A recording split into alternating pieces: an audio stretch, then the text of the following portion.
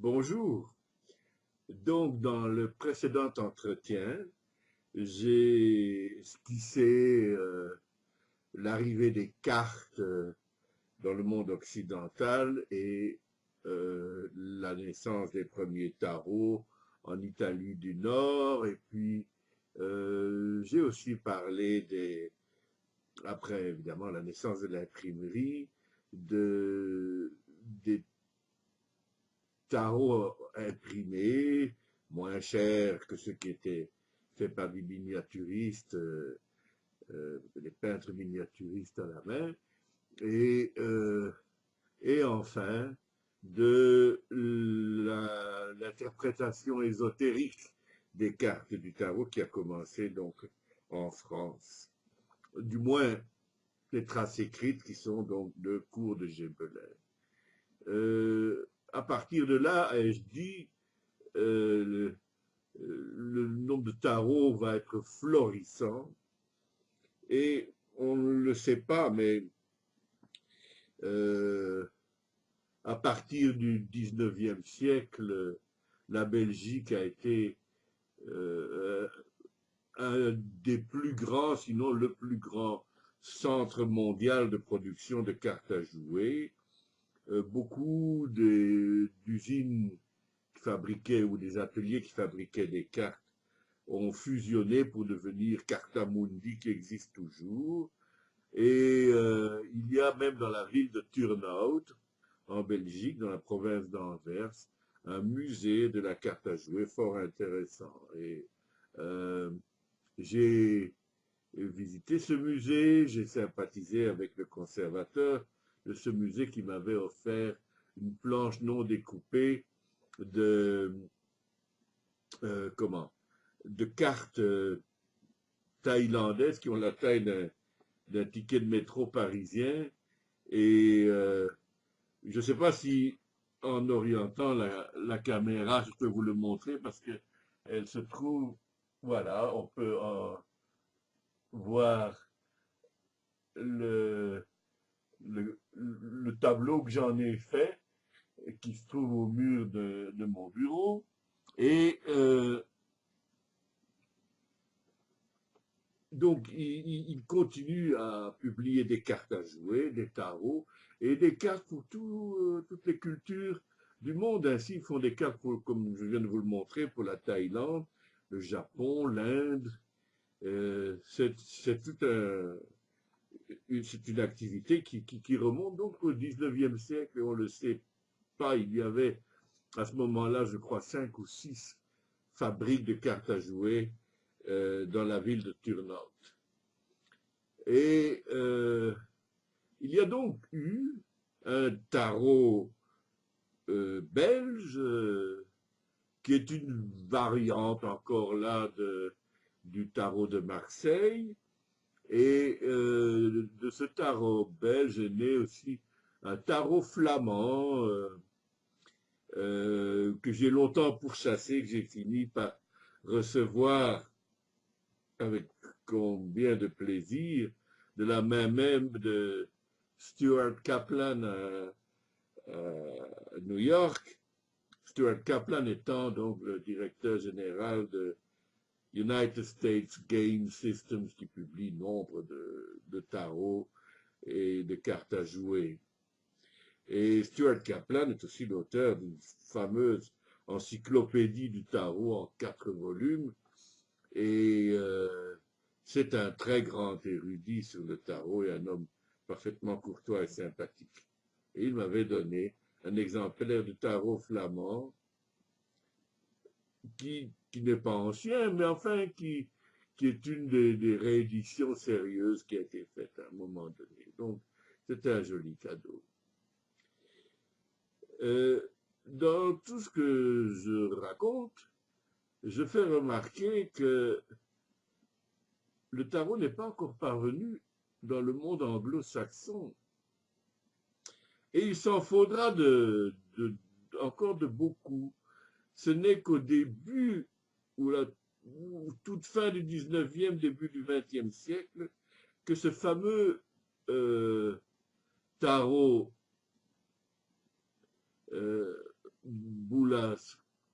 Scola, je crois, j'ai un peu du mal parfois à retenir les noms, euh, qui est donc cette planche d'un tarot ancien qui a été retrouvé en noir et blanc, dont on a fait des cartes à jouer, coloriées et tout. Et il se trouve que ce tarot-là a des arcanes mineurs historiés, imagés. Dans le tarot parvenu des musulmans, il n'y avait donc pas d'image et les cartes mineures ne montraient pas, à part évidemment la représentation de la coupe, de l'épée ou du bâton ou du denier, ne montraient pas d'image avec des représentations humaines figurées. Et le tarot dont je viens de parler, lui, au contraire, montrait des représentations des, comment, des arcanes mineurs. Ainsi, le 3 d'épée est un cœur transpercé de 3 épées, et enfin, il y en a d'autres. Et c'est ce tarot-là que Sir Arthur Waite, un ésotériste anglais, a connu. Et il l'a fait redessiner par une dame, et qui a donc produit ainsi le premier tarot anglo-saxon avec des arcanes mineures historiées, dont certaines sont, comme vous le verrez dans les images qui ont flotté au-dessus de ma tête, simplement copiées de ce tarot italien.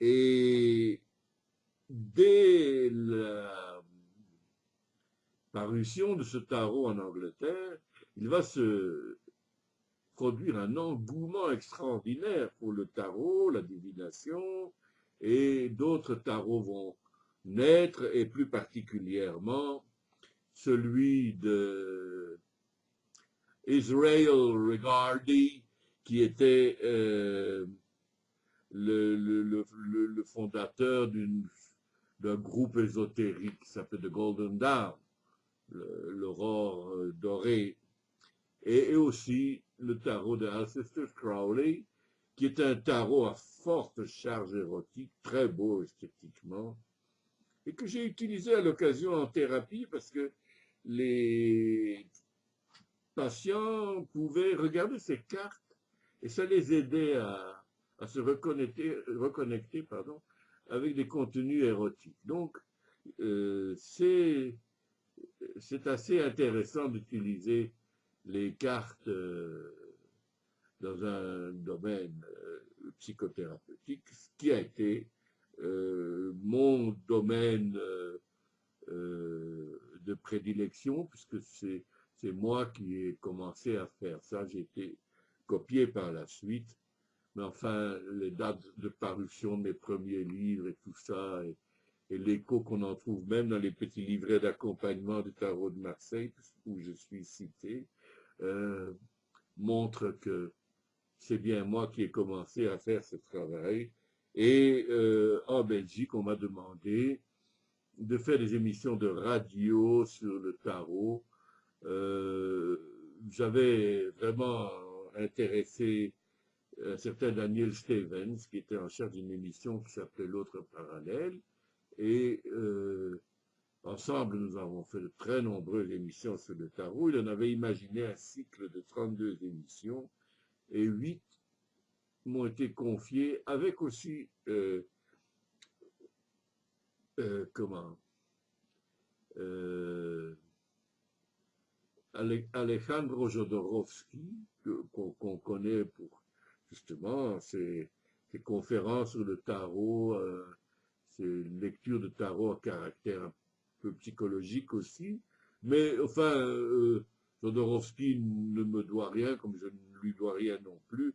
Nous avons fait ces démarches chacun de notre côté. Et Daniel nous a réunis en collant des enregistrements. Nous n'avons pas eu la chance de nous rencontrer à ce moment-là. Donc ça remonte aux années quand même assez lointaines de 1983 peut-être, ou 4 dans ces eaux-là.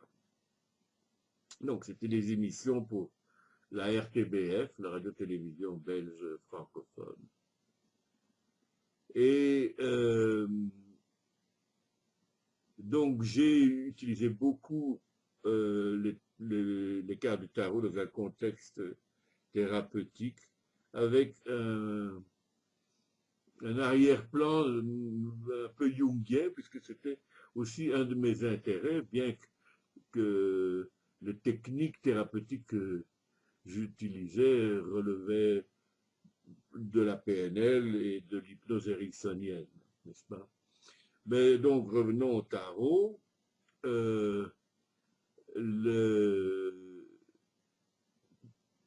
le 19e siècle, pour revenir à cette époque-là, a connu, à la suite du cours de Gébelin, de nombreux ésotéristes dont il faut dire quelques mots, notamment Oswald Wirth, écrit avec un W, I-R-T-H, Oswald Wirth, qui est un grand franc-maçon et qui a écrit et dessiné des planches des arcanes majeures du tarot, évidemment inspiré par le tarot de Marseille, mais modifié selon sa compréhension de la symbolique ésotérique de ces cartes. Et ces planches sont assez extraordinaires. Et quand on voit les cartes à jouer qui sont inspirées par les planches d'Oswald Wirth, ce n'est qu'une très mauvaise ressucée de la qualité picturale des planches originales. Il se trouve que je possède un jeu de ces planches. L'anecdote est assez intéressante. Un jour, j'étais à Paris et je me promenais rue Saint-Jacques, qui au Moyen-Âge était vraiment la rue des alchimistes, des officines ésotériques de tout poil. Et il en reste quelque chose, 2, 3 librairies un peu spécialisées, dont une qui s'appelle Les Maries, L-E-Y, suivi du prénom Marie, et qui se trouve donc rue Saint-Jacques, pratiquement au coin du boulevard Saint-Germain. Juste à côté, il y a un marchand de BD, de figurines de la BD, et c'est je crois qu'il est encore là, il est là depuis toujours. D'abord, c'est un repère d'adeptes du spiritisme d'Allan Kardec, et ça semble être leur principale préoccupation. Il y a bien quelques livres en vitrine, 2, 3 tarots, et j'étais entré par hasard pour demander, bon voilà, avez-vous des tarots, tout ça. Et le monsieur qui était assez jeune à l'époque, donc à mon avis, il devrait être encore aux commandes de cette librairie, m'avait dit, oh, vous savez, nous, voilà, on est plutôt intéressés par le spiritisme d'Allan Kardec, dont la tombe est au Père-Lachaise, et très vénéré, semble-t-il. Et mais il dit, vous savez, j'ai trouvé dans les caves de la librairie des espèces de planches sur le tarot. Si vous voulez, je vous en donne un exemplaire, me dit-il, je veux bien. Il va me le chercher, et c'était les fameuses planches originales de Oswald Wirth, dont ce monsieur n'avait pas mesuré l'importance. Alors, voilà, j'ai eu ce coup de chance. Donc Oswald Wirth, qui est, d'après moi, le plus intéressant de ces ésotéristes de l'époque. Enfin, il est venu un peu après, il y a eu Papus avant lui, qui a alors lancé la mode des tarots égyptiens, que je trouve insupportable. Vraiment, il y a une sorte de... mais évidemment, il faut comprendre que c'est lié aux campagnes de Napoléon en Égypte, qui avaient été suivies par des archéologues, et notamment Champollion, qui a fini par décrypter la fameuse pierre de Rosette, hein, et et d'expliquer comment on pouvait lire les textes égyptiens, les icônes, l'écriture iconographique plutôt. Et donc, ça a lancé une mode à Paris de l'égyptianisme, avec des sphinx partout. La France a obtenu un obélisque qui se trouve place de la Concorde. Il a mis 3 ans, je sais pas, pour revenir d'Égypte à Paris. Et ça a été toute une performance et un événement mondain. Et donc ça a lancé cette mode de l'Égypte. Et les ésotéristes se sont emparés de cette mode pour produire des tarots à la sauce égyptienne. Mais franchement, ils n'ont fait que, d'après moi,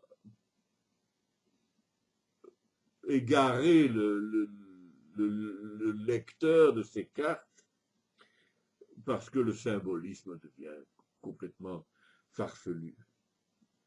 Je vous dis que pour moi le plus intéressant est Oswald Wirth, qui n'est d'ailleurs pas exempt d'égyptianisme, puisque à l'occasion on va retrouver une coiffe ou l'autre de pharaon, mais enfin de façon assez marginale.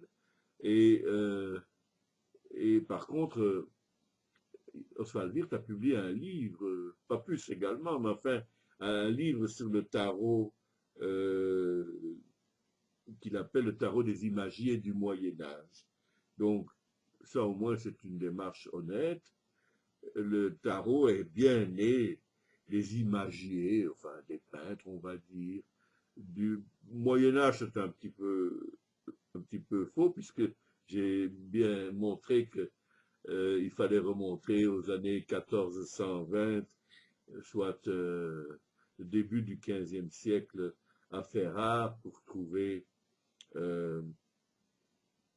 des cartes peintes par des peintres enlumineurs italiens. Voilà, alors ça nous amène donc au XXe siècle. Je vais vous expliquer comment enfin l'Angleterre a commencé à s'intéresser au tarot et comment donc Sir Arthur Waite, Israel Regardie et le troisième là, Aleister Crowley, ont produit des tarots, tous un peu dans la même veine, avec donc des arcanes mineurs historiés ou imagés, et avec aussi une différence étrange, typiquement anglo-saxonne.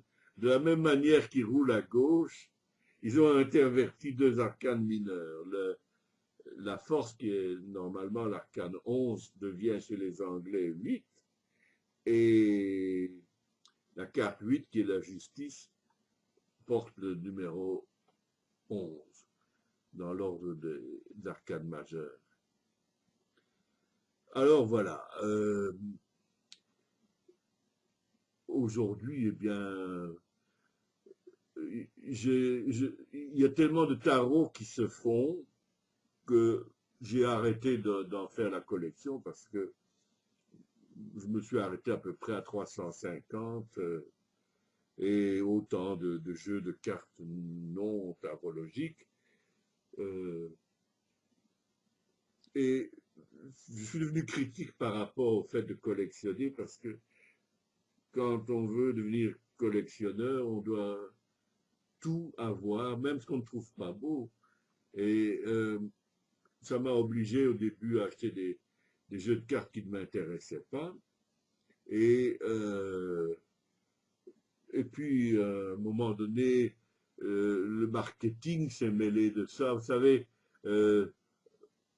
dans la veine du 2 pour 1, pour gagner plus d'argent, on met le tarot dans un coffret avec un livre, Et ben, moi-même j'ai fait ça, puisque mon tarot arc-en-ciel dessiné par Hélène Delvaux est publié avec un livre, un coffret et un jeu de cartes. Enfin, une sorte de coffret avec un CD et un jeu de cartes, mais euh, dans notre cas, ce n'était pas une démarche de marketing, mais nombre de tarots qui sortent aujourd'hui sont dans cette démarche. Alors, je n'ai pas non plus la place pour entasser tous ces tarots.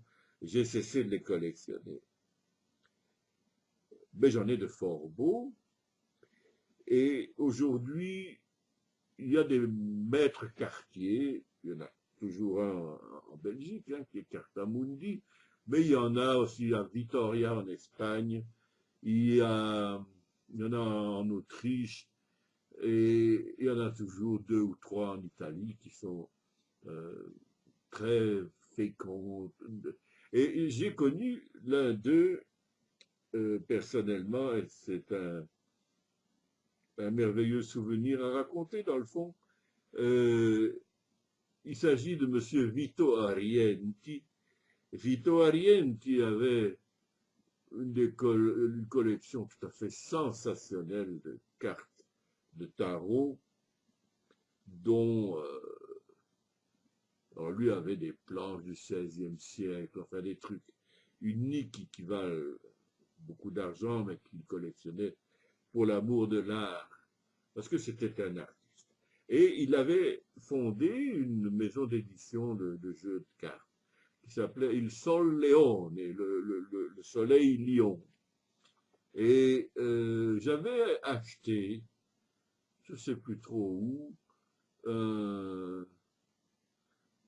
un Minchiate, si vous vous souvenez, ce sont ces jeux florentins qui ont 95, 96 cartes. Et alors, il manquait une carte. Et j'étais bien marri de ne pas avoir ce jeu au complet. Et j'avais tout simplement téléphoné en Italie. Et j'avais eu au téléphone M. Arienti soi-même, qui était confus, qui m'a dit, ma signore, naturellement, je vais l'envoyer la carte, et il m'a envoyé la carte, et finalement, il m'a invité à venir le voir à Lissone, qui n'est pas tellement loin de Monza, où il y a le circuit automobile, près de Milan, et donc j'ai été voir, lors d'un de mes voyages en Italie, monsieur Vito Arienti, qui était une sorte de Falstaff à qui je commence à ressembler, mais euh, à l'époque j'étais svelte et lui alors était très gros, malade, mais d'une joie, d'une gaieté et d'une générosité surtout.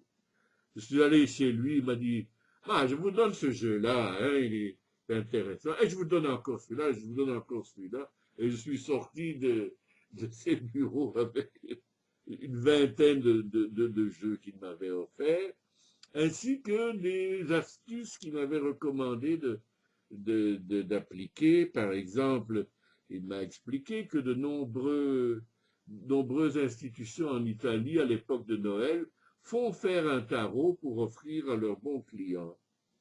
Ces tarots ne se retrouvent jamais dans le commerce, donc ce sont des items de collection assez intéressants. Et alors, il m'avait recommandé de téléphoner ou d'écrire à la Cassa di Risparmio di Parma, enfin la caisse d'épargne de Parme ou d'autres institutions comme ça.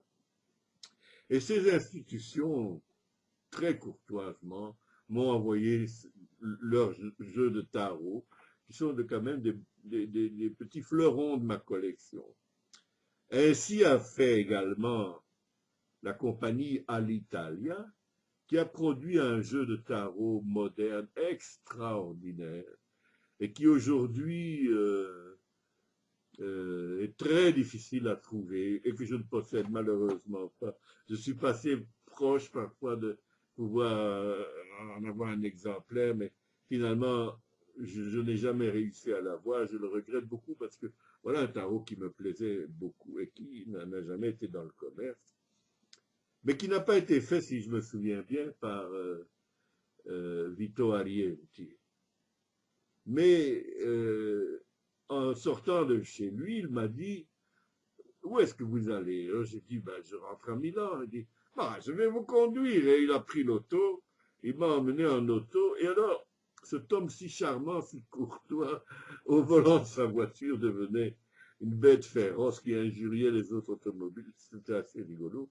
Et il m'a conduit à Milan, dans une rue pas très éloignée de la gare, la station terminale de Milan, la Via Fara, et dans cette Via Fara, il y a un autre allumé du tarot qui est Osvaldo Menegazzi, qui a fondé une maison d'édition de tarot consacrée au tarot qu'il dessinait pour l'amour de sa belle, et qui sont des tarots assez bizarres.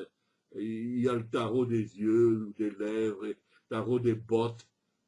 On avait l'impression qu'il produirait le tarot des soutiens-gorge et des petites culottes. Enfin, il y avait une sorte comme ça de...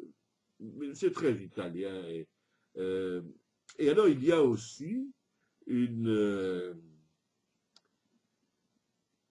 comment, une trattoria où se retrouvent tous les cinglés du tarot à Milan, où j'ai mangé avec Vito Arienti. C'est un souvenir assez extraordinaire. Il me disait toujours, ah, je ne devrais pas boire de vin, mon médecin me l'interdit, je ne devrais pas manger autant de spaghettis. Ben, voilà, c'était un homme abondant et je veux ici saluer sa mémoire. Voilà. Alors, ceci vous donne un point de vue qui est dans la lignée de mes intentions quand je fais ces causeries. C'est à bâton rompu, je n'ai pas de notes, je fais parfois des erreurs que je rectifie ensuite lorsque je la traite avec mon programme Camtasia, mais je ne veux pas faire un cours magistral, érudit et tout ça. C'est une conversation comme si on était dans mon salon, pas dans mon salon, mais dans mon bureau, mais enfin, euh, je vous y invite. Et vous pourrez trouver toute l'érudition du monde autrement. Et c'est donc ma façon de procéder, je l'ai respecté. Je n'ai pas de notes, rien dans les mains, rien dans les poches. Et je vais, dans les prochains entretiens, passer au rythme, je crois, de 2 arcanes par causerie, les 22 arcanes du tarot. Donc il devrait y avoir 11 entretiens encore sur les arcanes majeures du tarot, sur leur symbolique. À aucun moment je ne vais expliquer comment les utiliser pour faire des lectures. Je ne suis pas une école, je ne fais pas d'argent avec tout ça, il n'est pas question non plus que d'autres utilisent ce savoir symbolique à des fins pécuniaires. Voilà. Alors, ceci étant réglé, je vous souhaite de vivre en bonne intelligence avec l'univers, sans la moindre affliction ni tristesse, jusqu'à ce que nous nous retrouvions. Je vous remercie.